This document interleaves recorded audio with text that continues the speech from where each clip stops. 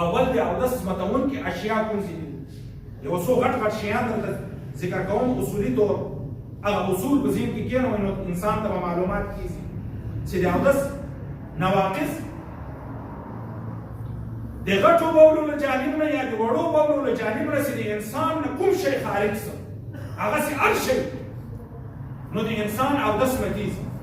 هغه که هوای او که هغه بې اودسي د انسان نه چې خارجه شوله نو د انسان اودس مات څه. دویم شی د انسان د جسم نه چې وینه یا د زخم نه نه ووتویه نو د انسان اودس مات څه. دریم نمبر شی انسان دومره خوا وګرځوله چې هغه په ډکه خوله وویه. مثلا انسان خوا وګرځوله او د ده په خوله کې یو پاو مقدار اوبه جهیزي. خپل خوله انداز انسان ته معلومیږي چې زما په خوله کې څومره ګوله جهیزي. دومره خوا یې وګرځوله او هغه مقدار د خوا دومره وویه چې هغه خوله پرې ډکېدله نو د ده اودس مات څه.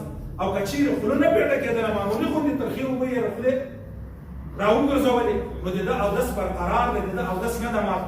بل که چیرې یو انسان په لمانځه باندې ولاړ وي او هغه لمونځ د رکوع او د سجدې والي د جنازې والي لمونځ نه داسې لمانځه باندې ولاړ وي چې په هغه کې رکوع وي په هغه کې سجده وي او دی په زوره باندې وخاندي.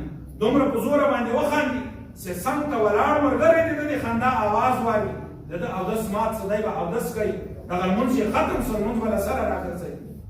د خوب په وجه باندې هغه خوب داسې خوب چې یو انسان ډډه لګولي یا پروت وي یو شي ته ډډه لګولې د هغه خوب په ده باندې غالب شو یا خوب ورغی هغه شی تېر لرې کې سنګواښ دی لرې کې بالغ ته ډډه لګولې دومره دی ویده ده دی په خپل ځان باندې دومره قدرت نه لري چې هغه بالغ لرې کې غورځي.